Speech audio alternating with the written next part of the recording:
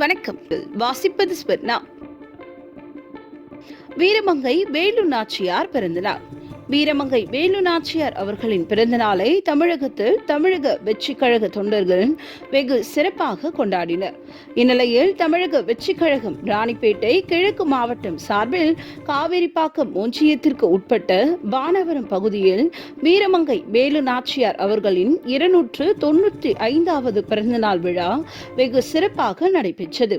காவேரிப்பாக்க ஒன்றிய பொறுப்பாளர் பெப்சி ரவி தலைமையில் நடைபெற்ற நிகழ்ச்சிக்கு மாவட்ட கழக செயலாளர் காந்திராயன் சிறப்பு அழைப்பாளராக கலந்து கொண்டு வானவரம் ஊராட்சி மன்றம் அருகே அலங்கரித்து வைக்கப்பட்டிருந்த வீரமங்கை வேலு நாச்சியாரின் திருவுருவ படத்திற்கு மாலை அணிவித்து மலர் தூவி வணங்கி பொதுமக்களுக்கு இனிப்புகள் வழங்கினார்.